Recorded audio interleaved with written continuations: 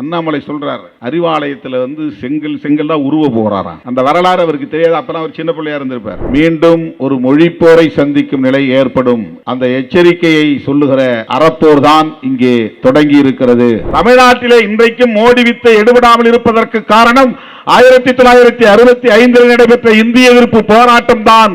அந்த போராட்டத்திலே உயிர் துறந்த மொழி போராளிகளின் தியாகம் தான் காரணம். தர்மேந்திர பிரதான் அவர்களுக்கு இந்த வரலாறு தெரியாது, தமிழ்நாட்டு மக்களின் உணர்ச்சி தெரியாது, திராவிட இயக்கத்தின் வலிமை தெரியாது, திமுக தலைமையில் இடம்பெற்றிருக்கிற கூட்டணி கட்சிகளின் கொள்கை பிடிப்பு தெரியாது. அவர்களை எச்சரிக்க கடமைப்பட்டிருக்கிறோம். இந்தியை இங்கே திணிக்கலாம் என்று கனவு காணாதீர்கள். உங்கள் கனவு ஒருபோதும் நனவாகாது. உடனடியாக அந்த நிதியை நீங்கள் விடுவிக்க வேண்டும். கொடுக்க முடியாது என்றால் கொடுக்க வைப்போம். நீங்க எவ்வளவு பேரை ஏவி விட்டாலும், பெரியாருக்கு எதிரான அரசியலை பேசினாலும், பெரியார் காலத்திலிருந்து இந்த முயற்சி நடக்கிறது, பெரியாரை வீழ்த்துகிற முயற்சி. ஆனால் அது இங்கே எடுபடாது என்பதை தமிழ்நாட்டு மக்கள் உணர்த்தி கொண்டே இருக்கிறார்கள். ஈரோடு கிழக்கு சட்டமன்ற தொகுதி தேர்தல் முடிவும் அதை உணர்த்தி இருக்கிறது. இந்திய ஒன்றிய அரசு பள்ளி கல்வித்துறைக்கு வழக்கமாக ஆண்டுதோறும் வழங்கி வந்த நிதியை தற்போது நிறுத்தி வைத்திருக்கிறது. இதனையொட்டி மாண்புமிகு அமைச்சர் அன்பில் மகேஷ் பொய்யாமொழி அவர்கள் அதிகாரிகள் புடைசூழ புதுதில்லிக்கு வந்தார். நாடாளுமன்ற உறுப்பினர்களாகிய நாங்களும் அவரோடு சேர்ந்து கொண்டோம். தர்மேந்திர பிரதான் என்கிற அந்த ஒன்றிய அமைச்சர் அவரை நேரிலே சந்தித்தோம். தேசிய கல்விக் கொள்கையின்படி புதிதாக அறிவிக்கப்பட்டிருக்கிற PM ஸ்ரீ என்கிற பெயரில் உருவாக்கப்பட்டு வருகிற பள்ளிகளை தமிழ்நாட்டில் திறக்க வேண்டும். அதன்படி தமிழ்நாட்டு பிள்ளைகளுக்கு இந்தி கற்றுத்தர வேண்டும். இதற்கு நீங்கள் உடன்பட்டால் மட்டுமே நிறுத்தி வைத்திருக்கிற இந்த நிதியை நாங்கள் விடுவிப்போம் என்று சொன்னார். நம்முடைய அமைச்சர் அன்பில் மகேஷ் அவர்கள் அதற்கு உடன்படாமல் தன்னுடைய எதிர்ப்பை பதிவு செய்துவிட்டு தமிழகத்திற்கு திரும்பிவிட்டார். பல மாதங்கள் உருண்டோடிய நிலையில் அண்மையிலே காசியில் நடைபெற்ற நிகழ்ச்சி ஒன்றில் பங்கேற்ற தர்மேந்திர பிரதான் தமிழ்நாடு அரசை கண்டிக்கிற வகையில் கருத்து சொல்லியிருந்தார். அதை அனைவரும் அறிவோம். உடனடியாக நம்முடைய அமைச்சர் அவர்களும் சரி, மாண்புமிகு முதல்வர் அவர்களும் சரி, அந்த அமைச்சரின் ஆணவத்தை சுட்டிக்காட்டி கண்டித்தார்கள். தமிழ்நாட்டில் உள்ள பெரும்பாலான கட்சிகள், திமுக கூட்டணி கட்சிகள் மட்டுமின்றி அனைவருமே அதை கண்டித்திருக்கிறோம். ஆனால் அவர்கள் இன்னும் பிடிவாதத்தோடு நிதியை தர முடியாது என்று ஆணவத்தோடு சொல்லுகிற நிலையை பார்க்கிறோம். இந்த நிலையில்தான் அண்ணன் தளபதி தமிழக முதல்வர் அவர்களின் ஆணைப்படி இந்த அடையாள ஆர்ப்பாட்டம் இன்றைக்கு தொடங்கி இருக்கிறது. அமைச்சர் அன்பில் மகேஷ் அவர்கள் மீண்டும் ஒரு மொழிப்போரை சந்திக்கும் நிலை ஏற்படும் என்று கூட எச்சரித்திருந்தார். அந்த எச்சரிக்கையை சொல்லுகிற அறப்போர் தான் இங்கே தொடங்கி இருக்கிறது. தமிழ்நாடு மீண்டும் ஒரு மொழி போராட்டத்தை சந்திக்கும் நிலை ஏற்படும் என்று அவர்களை எச்சரிக்கிற ஒரு அறப்போராட்டம் இது. ஏற்கனவே சர்வசிக்ஷ அபியான் என்கிற பெயரில் ஒரு அனைவருக்கும் கல்வி திட்டம் நடைமுறையில் இருந்தது. ஆசிரியர்களுக்கான பயிற்சி திட்டம் நடைமுறையில் இருக்கிறது. இது போன்ற ஒரு 3 கல்வி திட்டங்களை எல்லாம் இணைத்துதான் இப்போது அவர்கள் சமக்ரா சிக்ஷா என்ற பெயரில் கல்வி திட்டத்தை பெயர் மாற்றம் செய்திருக்கிறார்கள். ஒருங்கிணைந்த கல்வி திட்டம். அது ஏற்கனவே நடைமுறையில் இருக்கிறது. நாமும் நடைமுறைப்படுத்தி வருகிறோம். தமிழ்நாடு அரசு அதை கடைபிடித்து வருகிறது. அதற்கு உரிய நிதி வழங்கப்பட வேண்டும். இப்போது அவர்கள் அறிவித்திருப்பது PM ஸ்ரீ என்கிற பள்ளிகள். இந்த பள்ளியை நாம் திறந்தால், அதை நடைமுறைப்படுத்தினால், கட்டாயம் 3 மொழிகளை பிள்ளைகள் கற்றாக வேண்டும். அதில் இந்தி கட்டாயம், தமிழ் நம்முடைய தாய்மொழி.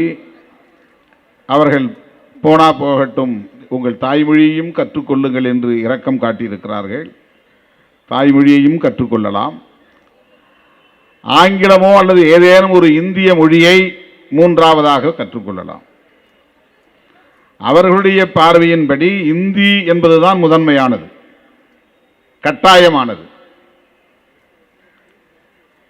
தாய்மொழி அந்தந்த மாநிலத்தை சார்ந்த மக்கள் அவரவர் பேசும் தாய்மொழியை கற்றுக்கொள்ளலாம். அதுவும் கட்டாயம் கிடையாது. விரும்பினால் தாய்மொழியை கற்றுக்கொள்வதோடு இன்னொரு இந்திய மொழியையும் கற்றுக்கொள்ள வேண்டும். இன்னொரு இந்தி மொழி, மலையாளத்தை கற்றுக்கொள்ளலாம், கன்னடத்தை கற்றுக்கொள்ளலாம், தெலுங்கை கற்றுக்கொள்ளலாம். அடிஷனலாக கூடுதலாக ஒரு மொழியை கற்றுக்கொள்ள வேண்டும்.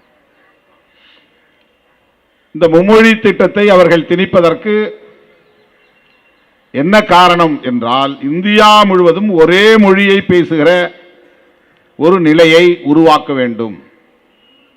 ஆங்காங்கே அவரவர் தாய்மொழியை பேசுவதில் எங்களுக்கு எந்த பிரச்சனையும் இல்லை. நீ எந்த தாய்மொழியை பேசினாலும் இந்திதான் இந்தியாவின் தாய்மொழி, அதை பேசியாக வேண்டும், அதை கற்றாக வேண்டும். ஒரே தேசம் ஒரே மொழி, அதுதான் அவருடைய கொள்கை. ஒரே தேசம் ஒரே கலாச்சாரம், ஒரே தேசம் ஒரே மதம், ஒரே தேசம் ஒரே ஆட்சி, ஒரே தேசம் ஒரே கட்சி. இதுதான் அவர்களின் இறுதி இலக்கு. இந்தியா என்பது ஒரு நாடு. அந்த இந்தியா நாட்டுக்குள் ஒரே மதம்தான் இருக்க வேண்டும், அது அவர்களின் இலக்கு. இந்தியா என்பது ஒரே நாடு. அந்த இந்தியாவுக்குள் ஒரே கலாச்சாரம் தான் இருக்க வேண்டும், அது அவர்களுடைய இலக்கு. ஒரே மாதிரி தான் எல்லாம் உடை உடுத்தணும், ஒரே மாதிரி தான் எல்லாம் உணவு எடுத்துக்கொள்ள வேண்டும், ஒரே மாதிரி தான் கலாச்சாரத்தை பின்பற்ற வேண்டும். இந்தியா என்பது ஒரே நாடு, ஒரே மொழிதான் பேச வேண்டும். தமிழ் உன் தாய்மொழியாக இருக்கலாம், ஆனால் நீ இந்தி படிக்கவும் பேசவும் கற்றுக்கொள்ள வேண்டும். தமிழை அவர்கள் பிராந்திய மொழி என்கிறார்கள், இந்தி இந்தியாவின் மொழி என்கிறார்கள். இது எவ்வளவு பெரிய அபத்தம் என்பதை எண்ணி பார்க்க வேண்டும். தமிழ் பிராந்திய மொழி என்றால், வட்டார மொழி என்றால், இந்தியும் வட்டார மொழிதான். அது சில மாநிலங்களில் மட்டும்தான் பேசப்படுகிறது. இந்தியை தாய்மொழியாக கொண்டவர்கள் வடக்கே ஒரு சில மாநிலங்களில் மட்டும்தான் இருக்கிறார்கள். ராஜஸ்தான் என்பது இந்தியை தாய்மொழியாக கொண்டவர்களின் மாநிலம் அல்ல. ராஜஸ்தானி என்கிற மொழியை தாய்மொழியாக கொண்டவர்கள் பேசுகிற மாநிலம் அது. பீகார் என்பது இந்தியை தாய்மொழியாக கொண்டவர்களின் மாநிலம் அல்ல. பீகாரி என்கிற ஒரு மொழி அவர்களுக்கான தாய்மொழி இருக்கிறது. இப்படி அந்த பகுதியில் இருக்கிற அந்த சென்ட்ரல் பிராவின்ஸ் என்று சொல்லப்படக்கூடிய மத்திய இந்தியா பகுதியில் உள்ள மாநிலங்களை அவர்களின் தாய்மொழியை இன்றைக்கு சிதைத்து விட்டார்கள், அழிந்து விட்டது. 1951 ராஜஸ்தானில் ராஜஸ்தானி பேசியவர்கள் 80 விழுக்காடு இருந்தார்கள். இந்தியை பேசுகிறவர்கள் 20 விழுக்காட்டுக்கும் குறைவாக இருந்தார்கள். ஆனால் இன்றைக்கு நிலை என்னவென்றால், ராஜஸ்தான் மாநிலத்தில் இந்தியை பேசுகிறவர்கள் 80 விழுக்காடு மாறிவிட்டார்கள். அவர்களின் தாய்மொழியான ராஜஸ்தானியை பேசுகிறவர்களின் எண்ணிக்கை குறைந்து விட்டது. இப்படித்தான் அதை ஒட்டியுள்ள எல்லா மாநிலங்களிலும் அவர்களின் தாய்மொழியை சிதைத்துக் கொண்டிருக்கிறார்கள். இந்தி என்பது அடிப்படையில் ஒரு மொழியே அல்ல. வெவ்வேறு மொழிகள் அங்கே பேசப்படுகின்றன. அவையெல்லாம் இன்றைக்கு இந்தியாக மாற்றப்பட்டிருக்கிறது, அழைக்கப்படுகிறது. தமிழுக்கு எழுத்து இருப்பது போல் இந்திக்கு தனியே எழுத்து கிடையாது. தேவநாகரி ஸ்கிரிப்ட் என்பது பல மொழிகள் பயன்படுத்துவதற்கான ஒரு எழுத்து முறை. அது மலேசியா போனீங்கன்னா மலேசியாவில் மலாயான்னு ஒரு மொழி பேசுறாங்க. ஆனால் அவங்க பயன்படுத்தக்கூடிய ஸ்கிரிப்ட் வந்து மலாயா ஸ்கிரிப்ட் கிடையாது, இங்கிலீஷ் தான் பயன்படுத்துறாங்க. இங்கிலீஷில் தான் இப்போ நம்ம வணக்கம்னு போடும்போது VANAKKM போடுறோம் இல்லையா, வணக்கம். தமிழில் வணக்கம்ங்கிறது வேற, இங்கிலீஷில் வணக்கம்ங்கிறது அந்த இங்கிலீஷ் எழுத்தை நம்ம பயன்படுத்துகிறோம். அந்த மாதிரி தேவநாகரி என்கிற ஒரு ஸ்கிரிப்ட் எல்லோருக்கும் பயன்படுகிற, பல மொழிகளுக்கு பயன்படுகிற ஒரு பொது எழுத்து முறை. அது போஜ்பூரி அப்படின்னு ஒரு மொழி இருக்கு, மைதிலி அப்படின்னு ஒரு மொழி இருக்கு, கடுவாலி என்று ஒரு மொழி இருக்கிறது, சாந்தலி என்று ஒரு மொழி இருக்கிறது. இந்த மாதிரி நூற்றுக்கணக்கான மொழிகளை அழித்து அந்த மாநிலங்களில் இருக்கிற மக்களின் பூர்வீக குடிகளின் தாய்மொழிகளை சிதைத்து இந்தியை அவர்கள் பேசுகிற நிலையை உருவாக்கி விட்டார்கள். இப்ப அந்த பகுதியில் இருக்கக்கூடிய வெறும் பேச்சு மொழியாக மாறிவிட்டது போஜ்புரி. அந்த தலைமுறை அழிந்தால் அதுக்கு பிறகு ஒரு 20 தலைமுறைக்கு பின்னால் வெறும் இந்தி மட்டும் தெரிந்த தலைமுறை தான் இருக்கும். இந்த போஜ்பூரிங்கிற மொழியை பேசக்கூடிய மக்கள் இருக்க மாட்டார்கள். அந்த நிலையை தமிழ்நாட்டில் உருவாக்க நினைக்கிறார்கள். தமிழ் என்பது இந்தியாவின் ஒரே மொழியாக இருந்த காலம் ஒன்றுண்டு. இந்தியா முழுவதும் பேசப்பட்ட மொழி தமிழ் மொழி. வட இந்தியாவிலும் தமிழர்கள் வாழ்ந்தார்கள். அவர்கள் அக்காலத்தில் நாகர்கள் என்று அழைக்கப்பட்டார்கள். இனக்கலப்பு ஏற்பட்ட பிறகு மொழி கலப்பு ஏற்பட்டு புதிய புதிய மொழிகள் உருவாயின. அப்படி உருவானதுதான் தெலுங்கு, மலையாளம், கன்னடம் என்பது கூட. சமஸ்கிருதம் கலந்த பிறகு உருவான மொழிகள். இந்தியையும் பிற்காலத்தில் இவர்கள் அழித்துவிட்டு சமஸ்கிருதமே இந்தியாவின் தாய்மொழி என்று ஆக்குவதற்கு முயற்சிப்பார்கள். அதுதான் அவர்களின் அல்டிமேட் எய்ம். இன்றைக்கு நாடாளுமன்றத்தில் தமிழ் பேசுகிறவர்கள் இருப்பதனால் தமிழில் இன்டர்பிரேஷன் சொல்லுவது சரி. மலையாளம் பேசுகிறவர்கள் எம்பிக்களாக இருப்பதனால் சமகாலத்தில் மலையாளத்திலே ஒருவர் பேசுகிற போது பிற மொழிகளில் அது மொழியாக்கம் செய்யப்படும். அதை ஆங்கிலத்திலே இன்டர்பிரேஷன் என்று சொல்வார்கள், டிரான்ஸ்லேஷன் அல்ல. டிரான்ஸ்லேஷனா வார்த்தைக்கு வார்த்தை மொழிபெயர்க்கணும்.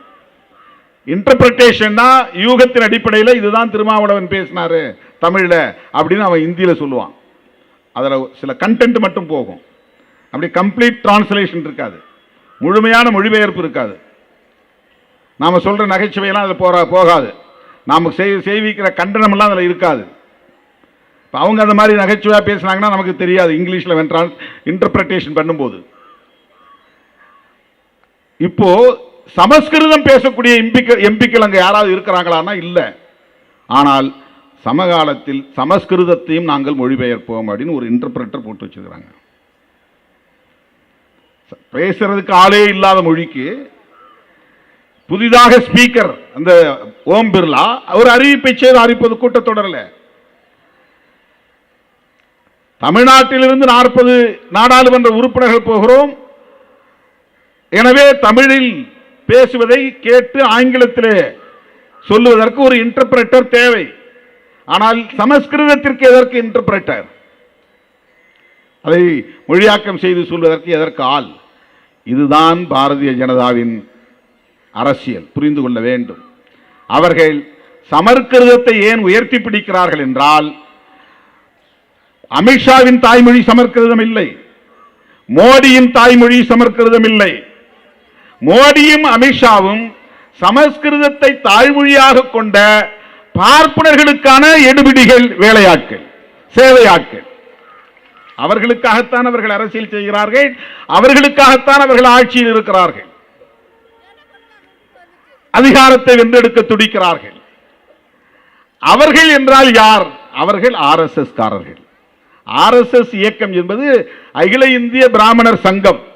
அது பிராமணர்களுக்காக உருவாக்கப்பட்ட சங்கம். இன்றைக்கு அதை இந்துக்களின் சங்கமாக மாற்றி வைத்திருக்கிறார்கள். அவர்களுக்கு ஒரு அஜெண்டா இருக்கிறது. அந்த அஜெண்டா அடிப்படையில் தான் தேசிய கல்விக் கொள்கை வரையறுக்கப்பட்டிருக்கிறது. அந்த அஜெண்டாவில் என்ன சொல்லுகிறார்கள் என்றால், இந்த தலைமுறையில் இருந்து தமிழ் பேசக்கூடியவர்களிடம் இந்தியை கட்டாயப்படுத்தி கற்பிப்பதன் மூலம் ஒரு 25 ஆண்டுகளுக்கு பின்னால், 50 ஆண்டுகளுக்கு பின்னால் தமிழ்நாட்டை சார்ந்த அனைவருமே இந்தியை பேசவும் கற்கவும் எழுதவும் வளர்ந்து விடுவார்கள். பிறகு அவங்களுக்கு ஈஸி, ரொம்ப எளிது இந்த மக்களை ஏய்ப்பதற்கு, ஏமாற்றுவதற்கு, வீழ்த்துவதற்கு, அடிமைப்படுத்துவதற்கு, ஆளுமை செய்வதற்கு, ஆதிக்கம் செய்வதற்கு மிக எளிது. 1965 இந்திய எதிர்ப்பு போராட்டம் நடக்காமல் இருந்திருந்தால் நாம் எல்லோரும் இந்தி பேசக்கூடியவர்களாக மாறியிருப்போம். நாம் எல்லோரும் இந்தி தெரிந்து பேசக்கூடியவர்களாக ஆகியிருந்தால் மோடி வித்தை இங்கே எடுபட்டிருக்கும். தமிழ்நாட்டிலும் அவர்கள் எளிதாக காலூன்றி இருப்பார்கள். தமிழ்நாட்டிலே இன்றைக்கும் மோடி வித்தை எடுபடாமல் இருப்பதற்கு காரணம் 1965 நடைபெற்ற இந்திய எதிர்ப்பு போராட்டம் தான். அந்த போராட்டத்திலே உயிர் துறந்த மொழி போராளிகளின் தியாகம் தான் காரணம். இங்க வந்து 1-2 எழுத்த டெலிபிராம்டர்ல பார்த்து தமிழை படிக்கிறார் அவர். இந்தியில எழுதி கொடுக்குறாங்க, அது டெலிபிராம்டர்ல ஓடுது, அதை பார்த்து அவர் படிக்கிறார். பாரதியார் பாடல், திருக்குறள், இதெல்லாம் நம்மளை ஏய்க்கிறதுக்காக. அவர் வணக்கம் சொல்லிட்டா நாம ஏமாந்து உடனே ஓட்டு போட்டுருவோமா? அவர் திருக்குறளை படிச்சார்னா நம்முடைய மக்கள் ஏமாந்து உடனே அவருக்கு ஓட்டு போட்டுருவாங்களாம். எவ்வளவு மாய்மால வித்தைகளை இந்த மக்களிடத்திலே காட்டிக் கொண்டிருக்கிறார்கள். திராவிட இயக்கங்களும் திராவிட முன்னேற்ற கழகத்தின் தலைமையிலான கூட்டணி கட்சிகளும் இருக்கிற வரையில் அவர்களின் ஜம்பம் இங்கே பலிக்காது, அவர்களின் மாய்மால வித்தைகள் எடுபடாது என்பதை தெரிவித்துக் கொள்ள கடமைப்பட்டிருக்கிறோம். அண்ணாமலை சொல்றார், அறிவாலயத்தில் வந்து செங்கல்லாம் உருவ போறாராம். அந்த வரலாறு அவருக்கு தெரியாது. அப்பெல்லாம் அவர் சின்ன பிள்ளையா இருந்திருப்பார். அறிவாலயம் உருவான வரலாறு அவருக்கு தெரியாது. பேச நேரம் இல்லை, நிறைய தலைவர்கள் இருக்கிறார்கள். நீங்கள் என்ன பகிரத முயற்சி எடுத்தாலும் தமிழ்நாட்டில் உங்களால் காலூன்ற முடியாது, வேரூன்ற முடியாது. உங்கள் வாளை ஒட்ட நறுக்குவோம் என்பதை தெரிவித்துக் கொள்ள கடமைப்பட்டிருக்கிறோம்.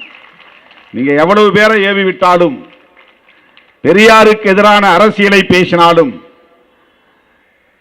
இந்த மண்ணில் உங்கள் அரசியல் ஒருபோதும் எடுபடாது. பெரியார் காலத்திலிருந்து இந்த முயற்சி நடக்கிறது, பெரியாரை வீழ்த்துகிற முயற்சி.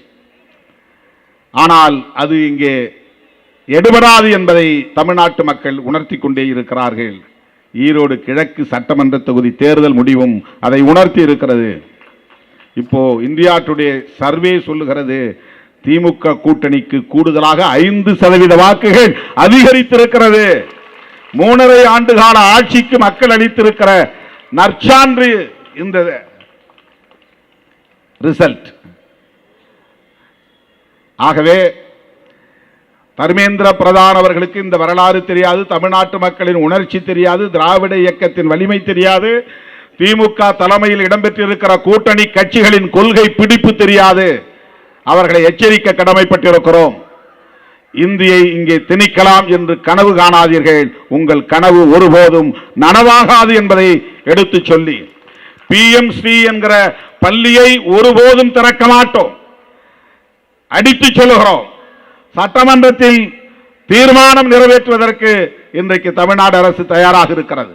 ஏற்கனவே நவோதயா பள்ளியை கொண்டு வந்த போது இதே உறுதிப்பாட்டோடு இருந்துதான் நவோதயா பள்ளியை திறக்க மாட்டோம் என்று அறிவிப்பு செய்து இன்றைக்கு இந்தியாவிலேயே கல்வி வளர்ச்சியில் தமிழ்நாடு முதலிடத்தில் இருக்கிறது. மிகப்பெரிய ஒரு சக்தியாக வளர்ந்திருக்கிறது. தமிழ்நாட்டை தேடி எல்லோரும் இன்றைக்கு வருகிறார்கள். மருத்துவ கல்வியா தமிழ்நாட்டுக்கு வருகிறார்கள், தொழிற்கல்வியா தமிழ்நாட்டுக்கு வருகிறார்கள். அந்த அளவுக்கு தமிழ்நாடு கல்வியிலே, கல்வி வளர்ச்சியிலே இன்றைக்கு மேலோங்கி இருக்கிறது. எனவே இந்தி படித்தவர்கள் தான் இன்றைக்கு தமிழ்நாட்டுக்கு வேலை தேடி வந்திருக்கிறார்கள். இந்தி படிக்காதவர்கள் வேலை கொடுக்கிறார்கள். வரலாறு இப்படி மாறி இருக்கிறது என்பதை நீங்கள் புரிந்து கொள்ள வேண்டும். உடனடியாக அந்த நிதியை நீங்கள் விடுவிக்க வேண்டும். கொடுக்க முடியாது என்றால் கொடுக்க வைப்போம்.